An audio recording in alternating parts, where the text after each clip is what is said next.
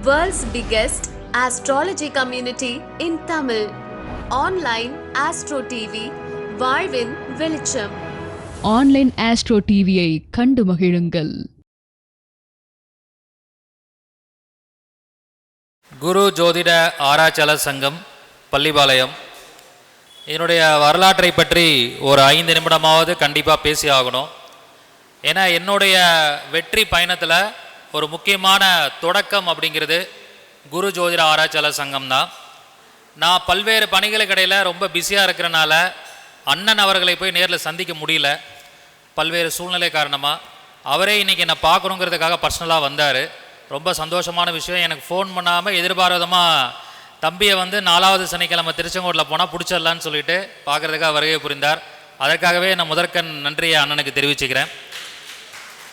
அதாவது இன்றைக்கி நான் ஒரு மீட்டிங் நடத்திட்டு இருக்கேன், பிரபஞ்ச குழு சங்கத்தை நடத்திட்டு இருக்கேன். இன்றைக்கி நிறையா பேரை மேடையில் பேச வச்சு அழகு பார்த்துட்ருக்கோம்.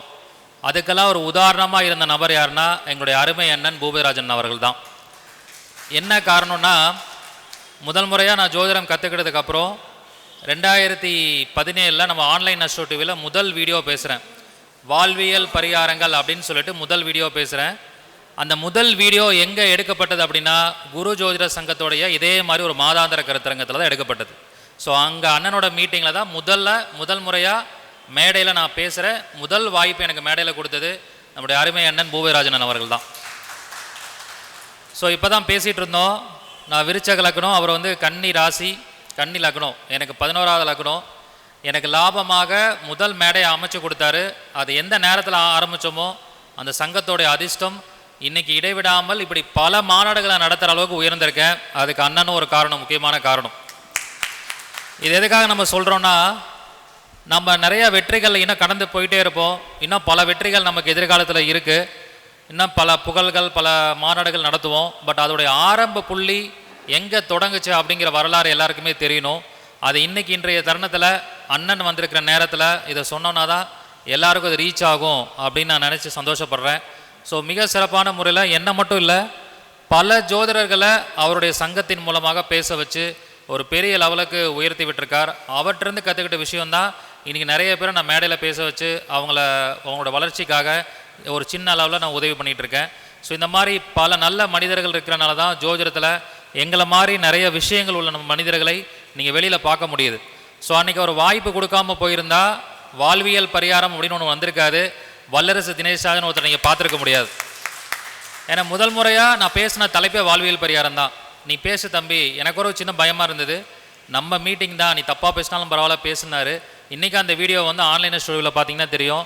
என்னோடய உருவமே மாறி இருக்கும். கண்ணாடி வேறு மாதிரி போட்டிருப்பேன், சட்டை போட்டிருப்பேன், சின்ன பையனாக இருப்பேன். ஸோ அந்த கிட்டத்தட்ட இப்போ 5 வருஷம் ஆச்சு அந்த வீடியோ பேசி. அந்த மாதிரி ஒரு சிறப்பான ஒரு தருணத்தில் இன்றைக்கி நம்மளுடைய பூபதிராஜன் அவர்கள் நம்மளுடைய கருத்தரங்கிற்கு வருகை புரிந்துள்ளார்கள்.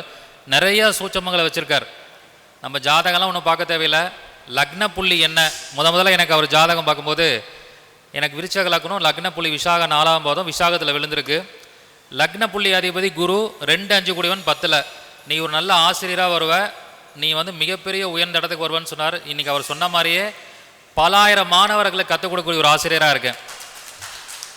நீங்கள் பார்த்துருப்பீங்க, கரூரில் ஒரு பெரிய ஃபங்க்ஷன் பண்ணோம், எத்தனை மாணவர்கள் வந்திருப்பாங்கன்ட்டு. அது காரணம் என்னென்னா அந்த ஜாதகத்தில் லக்ன புள்ளி குருவாக இருந்தனால தான். ஸோ அதை லக்ன புள்ளியை வச்சு வாழ்க்கையோட அத்தனை விஷயங்களையும் மிக தெளிவாக சொன்னார். அந்த மாதிரி அருமையான கருத்துக்கள் அண்ணன்ட்ட இருக்குது. இன்றைக்கி நம்மளுடைய மீட்டிங்க்கு வந்தனால சும்மா என்னை பார்த்துட்டு போக தான் வந்தார். நீங்கள் அவசியம் ஒரு 1/2 மணி நேரம் நம்ம மக்களுக்காக கருத்துக்களை கொடுக்கணும்னு சொன்னேன். அவருடைய வேண்டுகோளை விடுத்திருக்கேன். அதனால் அவர் பாரம்பரிய ஜோதிடத்தில் அதிசூட்சம ரகசியங்களை பற்றி இப்போ அடுத்த ஒரு 30 நிமிஷம் சொற்பொழிவாற்ற இருக்கிறார். அவருடைய சொற்பொழிவு முடிஞ்சதுக்கப்புறம் நம்ம மதிய உணவிடைவேளைக்கு போகலாம்.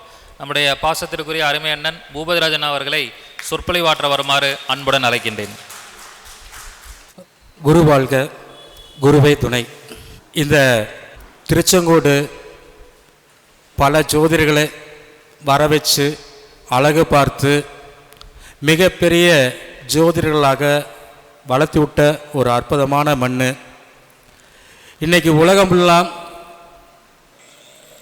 இருக்கக்கூடிய தமிழர்கள், ஐயா இந்த நாமக்கல் மாவட்டத்தில் மட்டும் இத்தனை ஜோதிட கருத்தரங்கள், ஜோதிட நிகழ்ச்சிகள் நடக்குது, அதுக்கு என்ன காரணம் அப்படின்லாம் கேட்பாங்க. அடுத்ததாக வந்து பார்த்திங்கன்னா நம்ம கொங்கு மண்டலத்திலேயே அதிகமாக ஜோதிட கருத்தரங்கள், ஜோதிட மாநாடுகள் இதெல்லாம் நடக்குது. அதில் தொடர்ச்சியாக சிறப்பாகவும் நடத்திட்டுருக்காரு அருமை தம்பி வல்லரசு தினேஷ் ராஜா அவர்கள். ஜோதிட பிரஞ்சபக்குழுன்னு ஆரம்பித்து 50 கருத்தங்கிறதுக்கு மேலே பண்ணியிருக்காரு. இதை இன்னும் பல வருடங்கள் பண்ணணும். அதே மாதிரி இன்னும் இதை பல ஊர்கள், பல மாநிலங்கள், பல நாடுகளில் போய் செய்யணும்னு என்னுடைய ஒரு சின்ன ஒரு ஆலோசனை தான். ஏன் அப்படின்னா, குருட்டிச்சட்டிகளை ஓட்டுறது குதிரை கிடையாது, சுதந்திரமாக ஓடணும். அது பல ஊர்களில் போய் செய்யணும். அவருடைய ஜாதக அமைப்பில் இருக்குது. இதை இன்றைக்கி நேற்று நான் சொல்லைங்க. இன்றைக்கெலாம் வந்து பார்த்திங்கன்னா ஏதோ கருத்தரங்கத்துக்கு வரீங்க, 4 பாயிண்ட் கிடைக்குது, அது யூடியூப்லேயே லைவில் பண்ணிடுறாங்க. அடுத்தது ஒரு டைமுக்கு 2 டைம் நம்ம யூடியூப்லேயே பார்த்துக்கிறோம் அப்படிங்கிறது ஒன்று. அடுத்தது பல ஊர்களில் இன்றைக்கி கருத்தரங்கம் பெருகிருச்சு. எத்தனை மீட்டிங்கு தான் நம்ம போகிறது அப்படிங்கிறது ஒன்று. அதேமாரி வந்தாலும் நம்ம என்ன நோக்கத்துக்கு வந்தோம், என்ன விஷயத்துக்கு வந்தோம் அப்படிங்கிறதெல்லாம் விட்டுட்டு இங்கே வந்து ஒரு சில விஷயங்கள், குடும்ப விஷயங்கள், தொழில் விஷயங்கள், தன்னுடைய ஜாதக ஆய்வுகளை இதை பற்றி தான் நம்ம பேசுகிறோம் ஒழிஞ்சு இங்கே மேடையில் என்ன பேசுகிறாங்க அப்படிங்கிற சில பேர் தான் காது கொடுத்து கேட்குறோம், சில பேர் தான் கைத்தட்டி பார்க்குறோம். சரிங்களா? அதனால் நான் என்ன சொல்ல வரேன் அப்படின்னா, இது யதார்த்தமாக நடக்கலை. இந்த இடத்துக்கு நான் வரணும்னு ஒரு கர்மா நமக்கு உண்டான வாழ்க்கையை அமைச்சு கொடுத்துருக்கு. சரிங்களா?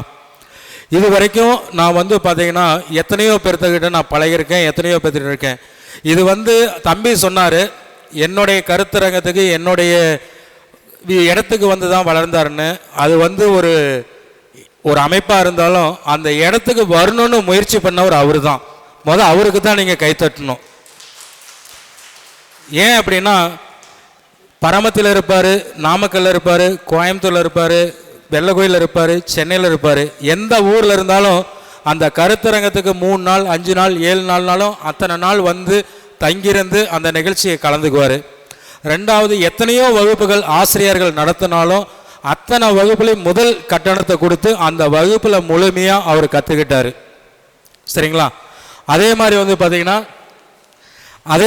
பார்த்தீங்கன்னா இவருடைய லக்னத்தை பற்றி சொன்னார். அதே மாதிரி வந்து பார்த்திங்கன்னா, நாம் ஒரு ஆசிரியர் ஆகணும்னா நமக்கு குரு பலம் வேணும். அவருடைய ஜாதகத்தில் கட்டாயம் குரு வந்து நல்ல ஒரு பலமாக இருக்கார், 10ல் வந்து உட்காந்துருக்கார். அதே மாதிரி வந்து பார்த்திங்கன்னா 11ஆம் பாவகத்தில் எந்த ஒரு கிரகம் இருந்தாலும், அது நமக்கு அஷ்டமாதிபதியாக இருந்தாலும் சரி, பாதகாதிபதியாக இருந்தாலும் சரி, மாரகாதிபதியாக இருந்தாலும் சரி, 6 8 கூடையவராக இருந்தாலும் சரி, எந்த கிரகமாக இருந்தாலும் நமக்கு 11ஆம் இடத்துல இருந்து ஒரு திசை நடத்தினால், அல்லது ஒரு புத்தி நடத்தினால், அல்லது ஒரு அந்தரங்கள் நடத்தினால், அல்லது ஒரு சூட்சமங்கள் நடத்தினாலும் நமக்கு அந்த 11ல் நின்று எந்த ஒரு காரகம் நமக்குதோ அந்த காரகம் நமக்கு 100% நமக்கு நன்மையே செய்யுங்க. சரிங்களா? ஐயா ஒரு நிமிஷம் இங்கே கவனிங்க. 11ல் நின்று திசை நடத்தினாலும் புத்தி நடத்தினாலும் அந்த திசா புத்திகள் நமக்கு 100 விழுக்காடு நன்மைகளை தான் செய்யும். அப்போ நமக்கு அந்த 11ஆம் பாவகத்தில் எந்த கிரகம் இருக்குதுன்னு பார்க்கணும். சூரியன் இருந்தால் 7 சுற்று சிவன் பெருமான வழிபாடு செய்யணும். சந்திரன் இருந்தால் அம்பால 10 முறை சுற்றி வரணும். ஓகேங்களா? செவ்வாய் இருந்தால், செவ்வாயோடைய திசை எத்தனை வருஷங்க? 7 வருஷம். அப்போ முருகப்பெருமானையோ அல்லது நவகிரகத்தில் இருக்கக்கூடிய செவ்வாயையோ நம்ம 7 சுற்றி வந்து வணங்கணும். அடுத்ததாக வர்றது ராகு. அப்போ ராகுன்னா காளி எடுத்துக்கலாம், ராகு பகவான் நவகிரகத்தில் இருக்கலாம். 18 முறை சுற்றி வந்து அந்த ராகுவை வழிபாடு பண்ணால் சிறப்பு. அடுத்தது குரு 16 முறை சுற்றி வரணும். அந்த குரு பகவானை 16 முறை சுற்றி வரும்போது நமக்கு அந்த திசாவோ அந்த புத்தியோ நன்மைகளை செய்யும். அடுத்ததாக வரக்கூடிய திசை சனிமகான் திசை. சனிமகான் திசை அப்படின்னா 19 வருடங்கள் சனீஸ்வர பகவானை, 19 வருஷம் இல்லை 19 முறை சனீஸ்வர பகவானை சுற்றி வரும்போது அந்த திசா புத்திகள் நடக்கும்போது நமக்கு நன்மையே செய்யுங்கய்யா. தீமையிலிருந்து கொஞ்சம் நமக்கு குறையும். தீமைகள் குறைஞ்சாவே நமக்கு நன்மை தானே. அடுத்ததாக வரக்கூடிய புதன் மகாதிசை. அப்போ புதன் மகாதிசைன்னா புதனை வந்து 17 முறை சுற்றி வரணும். ஓகேங்களா? அடுத்ததாக வரக்கூடிய திசை கேது பகவான். கேது பகவான் திசா புத்திகள் நடக்கும்போது அந்த கேதுங்கிற ஒரு கிரகத்தை 7 முறை சுற்றி வந்தால் அந்த கேதுவுடைய தாக்கங்கள் கட்டாயம் நமக்கு குறையும். அடுத்ததாக வரக்கூடியது சுக்கிர மகாதசை. இப்போ சுக்கிர மகாதசை சுக்கிர புத்தி, எனக்கு சுக்கிர மகாதசையே வரலைங்க, சுக்கிர புத்தி வருது. அப்போ சுக்கிரனுடைய ஸ்தலத்தில் போய் 20 முறை அந்த ஸ்தலத்தை சுற்றி வந்து நாம் அதுக்குண்டான வழிபாடுகள் செய்யும் போது அந்த திசா புத்திகள் நமக்கு நன்மைகளை செய்யும் அப்படிங்கிறத ஒரு சுருக்கமாக சொல்லியிருக்கோம். அதே மாதிரி வந்து பார்த்திங்கன்னா ஆசிரியர்கிட்ட கலெக்டரும் படிப்பாங்க, சரிங்களா, ஐஜி டிஎஸ்பியும் படிப்பாங்க, லாயராகவும் படிப்பாங்க, அமைச்சர் முதலமைச்சர் பாரத பிரதமர் ஜனாதிபதியிலேருந்து எல்லாமே ஒரு ஆசிரியர்கிட்ட படிப்பாங்க. ஓகேங்களா? அதுலேயே நல்லவங்களும் இருப்பாங்க, கெட்டவங்களும், சமூக விரோதிகளும், தீவிரவாதிகள், திருடர்கள், மோசமானவர்களும் அதே ஆசிரியர்கிட்ட தான் படித்து போவாங்க.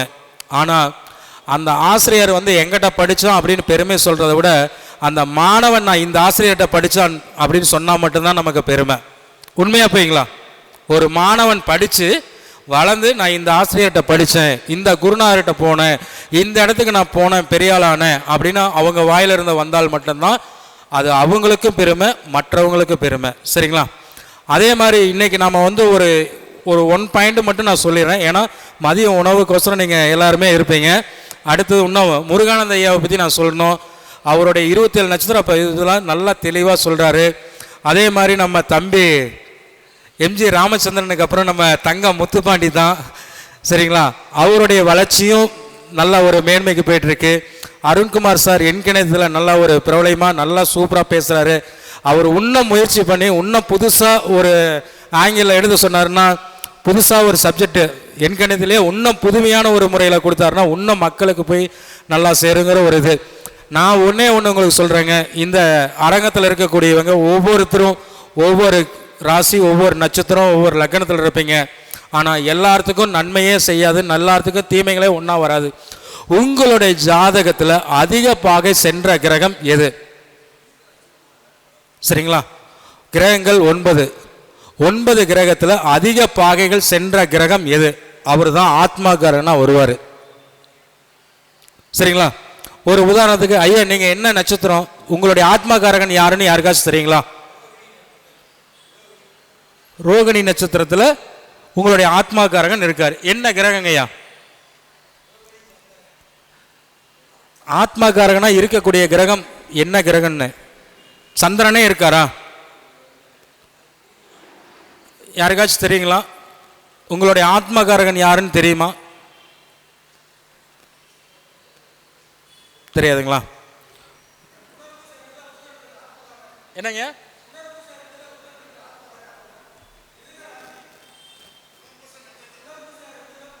ஓகே.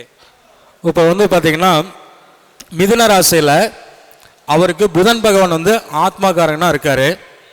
புனர்பூச நட்சத்திரம் இருக்கார். அப்போ புனர்பூசம் நட்சத்திரம் அப்படின்னா 4ஆம் பாதங்களையா 2ஆம் பாதம், அதுதான் அதிக பகையில் சென்றிருக்கு. இங்கே பாரு, சரிங்களா?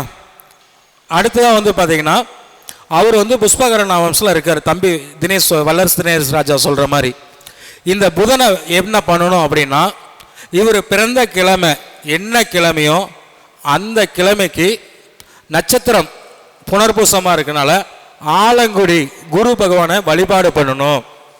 அந்த கோயிலை 24 முறை சுற்றி வரணும். காலையிலிருந்து மதியம் வரைக்கும் ஆலங்குடி குரு பகவானுடைய ஸ்தலத்தில் அவர் வழிபாடு பண்ணிட்டு அடுத்தது எங்கே வரணும்? திருவெண்காடு புதனுடைய ஸ்தலத்துக்கு வரணும். ஓகேங்களா? புதனை வந்து 17 முறை சுற்றி அர்ச்சனை பண்ணிட்டு வந்தார்னா இந்த ஆத்மாக்காரகன் அவர் நினைச்ச காரியத்தை கைக்குடிக்க வருவார். சரிங்களா? கடவுள் எங்கெங்க இருக்காரு? ஐயா, கடவுள் எங்கே இல்லை, உங்ககிட்ட தான் இருக்காரு.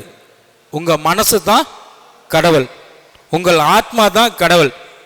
உங்கள் ஆத்மா இருக்கிற வரைக்கும் நீங்கள் கடவுள். உங்கள் ஆத்மா உங்களை விட்டு போயிடுச்சுன்னா கடவுள் யாரு, மற்றவங்க யாருன்னே தெரியாது. அப்போ உங்களுடைய ஆத்மாகாரகன் யாரு? அவர் என்ன நட்சத்திரத்தில் நின்றுருக்கார், எந்த வீட்டில் இருக்கார், அதை மட்டும் நீங்கள் வழிபாடு பண்ணுங்க. உங்களுக்கு எந்த ஒரு கஷ்டங்கள் இருந்தாலும் கடுகளவு இருக்காதுங்க, அத்தனையும் மாறிடும். இது 100% உண்மை. இப்போ நானும் தம்பி பேசும்போது சொன்னோம், அவருக்கு சித்திரை நட்சத்திரத்தில் 2ஆம் பாதத்தில் புதன் இருக்கார். சரிங்களா? யார்? நம்ம பிரஞ்சப குழு நிறுவன தலைவர் வல்லரசு தினேஷ் ராஜா தம்பிக்கு அப்போ இந்த புதன் அவர் வந்து அதிக பாகை பெற்று 11லே இருக்கார். அப்போ இவர் எங்கே போகணும்? முதல் நட்சத்திர நாதன், அந்த நட்சத்திரத்தில் பிறந்த கிரகங்கள். சித்திரை நட்சத்திரத்தில் சக்கரத்தாழ்வார் வழிபாடு, சித்திரை நட்சத்திரம் அதிதேவதை செவ்வாய், அப்போ வைத்தீஸ்வரன் கோயில் அல்லது பழனி, இதை எடுத்துக்கலாம். புதன் அப்படின்னா திருவெண்காடு. இதை நாம் வழிபாடு பண்ணும்போது அந்த 17 வருடங்களும் அல்லது அந்த புதன் புத்தி வரும்போதெல்லாம் நமக்கு நன்மைகளை செய்யும். சரி, எந்த அளவுக்கு இவர் அந்த திருவெண்காடு புதனுடைய வழிபாடு, புதனுடைய ஆக்டிவேஷன் பண்ணுறாரோ அந்த அளவுக்கு அவர் வளர்ச்சியை கட்டாயம் கொடுப்பார். எத்தனையோ துறை, அவர் தம்பி டிகிரி முடிச்சிருக்காரு, ஒரு வேலைக்கு போயிருந்தால் 1 லட்சம் 1.5 லட்சம், அவருடைய திறமைக்கு 5 லட்சம் கூட வாங்கலாம். ஆனால் அத்தனையும் விட்டுட்டு இந்த ஜோதிடத்துறையில் வந்து இந்த ஜோதிடத்தில் இன்னைக்கு நம்பர் 1 ஜோதிடரில் அவர் ஒரு ஸ்டாராக இருக்காருன்னா அதுக்கு அந்த புதன் தான் அவருக்கு உண்டான அத்தனை வம்சங்களையும் கொடுத்துருக்கு. அப்போ ஐயாவும் புதன் ஆத்மாக்காரனாக வர்றதுனால புதனை வழிபாடு பண்ணும்போது அவருடைய கதிர்வீச்சு, நம்ம முன்னோர்கள் வந்து அந்தந்த கதிர்வீச்சுக்கு அந்தந்த ஸ்தலங்களை உருவாக்கி வச்சுருக்காங்க. ஓகேங்களா? அப்போ 9 கிரகத்துக்கு உண்டான கதிர்வீச்சுகள் எங்கே இருக்குன்னு நம்ம முன்னோர்கள் கொடுத்துருக்காங்க. அந்த ஸ்தலத்தில் ஒன்று நம்ம பிறந்த நட்சத்திரமாக இருக்கணும், அல்லது அந்த கிரகம் நின்ற நட்சத்திரமாக இருக்கணும். அதுவும் நம்ம பிறந்த கிழமையில் அந்த 2 நட்சத்திரங்கள் வரக்கூடிய நாட்களாக இருக்கணும். ஒன்று நம்ம பிறந்த கிழமையில் நம்ம பிறந்த நட்சத்திரம் அந்த புதனை போய் வழிபாடு பண்ணலாம். அப்படி இல்லைன்னா நம்ம பிறந்த கிழமையில் அந்த புதன் நின்ற நட்சத்திரத்தில் போய் வழிபாடு பண்ணுறது சிறப்பு. சரிங்களா? அடுத்ததாக வந்து பார்த்திங்கன்னா, இந்த ஆத்மாகாரகன் நம்மளுடைய ஆத்மா அப்படிங்கிறது ஆசைகளும் இருக்குது. நீங்கள் என்னென்னலாம் ஆசைகள், உங்களுடைய கடனை குறைக்கணும், உங்கள் தொழிலை விருத்தி பண்ணணும், உங்களுக்கு வாகனத்தை உற்பத்தி பண்ணணும், உங்களுடைய குடும்பத்தில் ஒற்றுமைகள் கொடுக்கணும், கடனை குறைக்கணும், வம்பு வழக்குகளை இதை பண்ணணும் அப்படின்னாவே உங்களுக்கு கூப்பிட்டனே வரக்கூடிய ஒரே தெய்வம் ஆத்மாகாரகன் தான். உங்கள் ஆத்மாவை உங்களை நீங்கள் நம்பலைன்னா மற்றவங்களை நீங்கள் எப்படிங்க நம்புவீங்க? உண்மையாக போய்ங்களா? அப்போ உங்களுடைய ஆத்மாகாரகன் யார் அப்படிங்கிறத சரியான முறையில் எடுத்து அதுக்குண்டான வழிபாடுகள் செய்யும் போது வாழ்க்கையில் நீங்களும் நம்ம தம்பி வல்லரசு தினேஷ் ராஜா மாதிரி நீங்களும் ஒரு வல்லரசாக வரலான்னு சொல்லி இதை ஒரு அருமையான ஒரு வாய்ப்பை ஏற்படுத்தி கொடுத்த ஆன்லைன் அஸ்ட்ரோ டிவி சகோதரர் முத்துப்பாண்டி அவர்களுக்கும், இந்த ஜோதிட பிரஞ்சப குழு நிர்வாகிகளுக்கும் பொறுப்பாளர்களுக்கும், இந்த நிர்வாக தலைவர் வல்லரசு தினேஷ் ராஜா அவர்களுக்கும் மீண்டும் ஒரு நன்றியை சொல்லி மீண்டும் ஒரு நல்லதொரு வாய்ப்பில் சந்திப்போம். வாழ்க வளமுடன். நன்றி. அதாவது நான் எம்ஜி ராமச்சந்திரன் சொன்னது நம்ம தமிழ்நாட்டு முதலமைச்சர் மக்கள் திலகம். அதாவது இருந்தும் வாழ்ந்தும் இல்லாத போதும் அவரை நினைக்கிறோம். அந்த மாதிரி தம்பியும் ஒரு காலத்தில் ஒரு தொழில் அதிபராக இருந்து அவருக்குன்னு ஒரு சர்க்கிள் வந்து, உண்மையாலுமே சொல்லப்போனால் நம்ம மீட்டிங் முடிச்சுட்டு போகும்போது ஜங்ஷனில் பாம்பு கடிச்சதா சுருட்டை கடிச்சதா தேள் கடிச்சதானே தெரியாமல் ஜங்ஷன்லேயே உளுந்து யாருக்குமே ஒரு ஃபோன் பண்ண முடியாமல் மயக்கம் போட்டு ஜிஹெச்சில், ஈரோடு ஜிஹெச்சில் வீட்டுக்கும் சொல்ல முடியாமல் யாருக்குமே தகவல் கொடுக்க முடியாமல், அதாவது கேட்பாருக்கு ஆள் இல்லாமல் ஆட்டோவில் போய் 10 நாள் ஹாஸ்பிட்டல் இருந்து யாருக்குமே தெரியாது. அவர் பொழைச்சி மறுபிறவி எடுத்து வந்ததுக்கப்புறம் சொல்லி தான் தெரியும். சரிங்களா? அப்படி ஒரு உச்சத்தில் இருந்து மறுபடியும் ஒரு டவுன் ஆகி மறுபடியும் ஒரு உச்சத்தில் வந்திருக்காருன்னா அவரை வந்து நம்ம பாராட்டணும். அது அவருடைய உழைப்பு. 10 நாள் இல்லை, 15 நாள் இல்லை, 1 மாதம் இல்லை, 2 மாதம்னாலும் தங்கியிருந்து இந்த சேனலுக்கு உழைச்சது அவர். சரிங்களா? அதை நம்ம பாராட்டணும். உண்மையாலும் சொல்கிறேன், அதிர்ஷ்டம் நமக்கு 25% இருந்தால் நம்ம உழைப்பு 75% இருந்தால் மட்டும்தான் நம்ம வாழ்க்கையில் முன்னுக்கு வர முடியும். அதுக்கு எடுத்துக்காட்டு நம்ம வல்லரசு தினேஷ் ராஜா அவரும், நம்ம எடுத்துக்காட்டு முத்துப்பாண்டி அவர்களும். குரு ஜோதிட ஆராய்ச்சியாளர் சங்கத்தின் நிறுவன தலைவர் எங்களுடைய பாசத்திற்குரிய அருமை அண்ணன் பூபதிராஜன் ஐயா அவர்கள் நம்முடைய கருத்தரங்கில் மிக சிறப்பான கருத்தை சொற்பொழிவாட்டிருக்கிறார். அண்ணனை விட்டோம்னா ஒரு நாள் ஃபுல்லாக கருத்துக்கள் கொடுப்பார், கிளாஸஸ் எடுப்பார். பட் அவருக்கு முக்கியமான வேலை இருக்கிறனால சீக்கிரமாக முடிச்சிட்டார். பூபதிராஜன் அண்ணன் அவர்களுக்கு புன்னாடை போற்றி கௌரவிக்குமாறு ஆன்லைன் அஸ்ட்ரோ டிவியுடைய நிறுவனர் முத்துப்பாண்டிய அவர்களை அன்புடன் அழைக்கின்றேன்.